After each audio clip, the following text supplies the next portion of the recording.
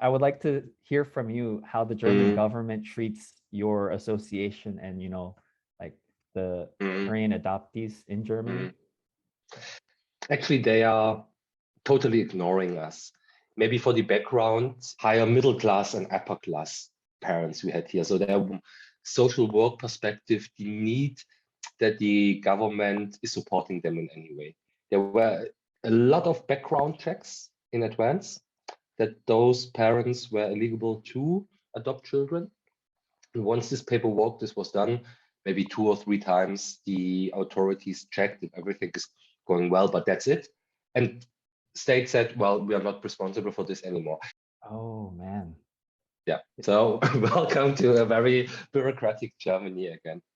Yeah, it's very shocking because I felt like when we were in Germany as a foreigner, they really treated us fairly. And then they tried to, I wasn't even a citizen, but I felt like I was receiving too much social benefit from them. Of course, I'm paying a lot of tax, but I felt like... Sure. But I think it shows that they consider us as full Germans and treat us like other Germans. And if you want to have certain German benefits, you have to always be open as association to every German. So for me, this is okay. It shows, well, we are considered as full Germans from the German government. Right. German government, they want to treat everyone fairly. And then they just view you as a full German citizen who just happens to have, Korean roots. But as far as they're concerned, you're fully German. Right. Yeah, it's very eye-opening. And there are horrible statistics, for example, from Sweden, that the adoptees from Korea, even if living in a family with biological children, have a 3 times higher risk for suicide, have a 5 times higher risk to be in psychological treatment, and have a 7 times higher risk to take drugs. So, of course, at the first glance, it looks, oh, happy, lucky. Most of us got a really nice education. But still, this whole process, being really derooted from Korea, placed in another country, having this trauma of loss of your parents, and this is well known in psychology these days, that this even is causing visible damages in the brain. So if you put us in the MRT, the MRT shows, oh, in this particular brain area, the trauma of losing the parents created a physical damage.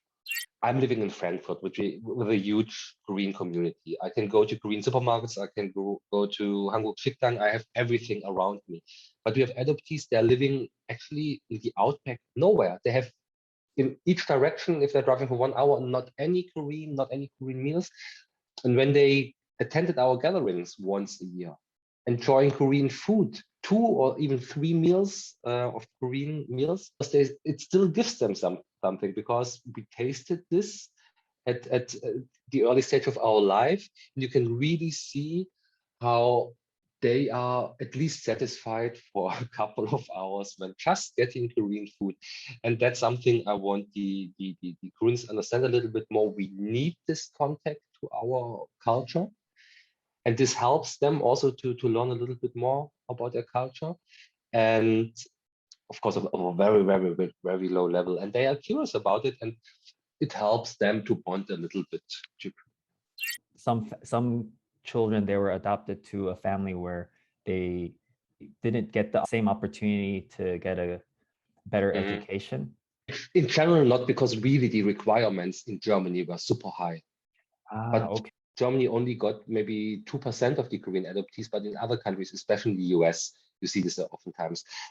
What's another issue? You're artificially creating a new family. And from the Korean adoptees I know here in Germany, and I know around 400 personally, I estimate 30% of them broke up with their adoptive family. Oh, this is in Germany. In Germany. So they don't have any contact to their family here in Germany anymore. They obviously don't have a family in Korea anymore, so they are more or less on their own.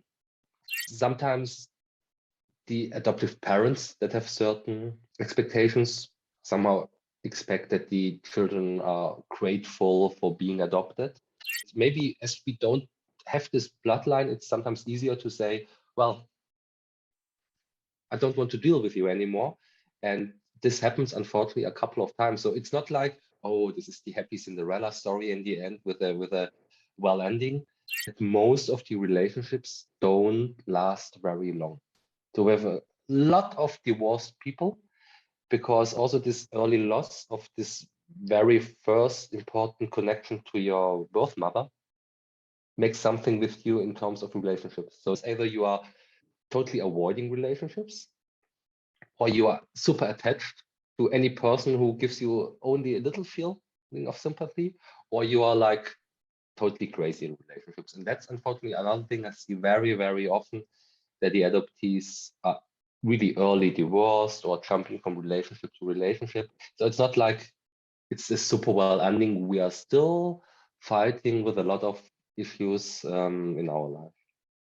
Okay. So we had cases where the adoptive parents handed a contract to their children and said, sign this here. And this contract more or less said, well, I will be a grateful child, blah, blah, blah, and so on. So as you mentioned earlier, those parents somehow thought they are the savers of the world. So this is really the worst case. The reason why sometimes there are struggle. I'm still in contact with my parents.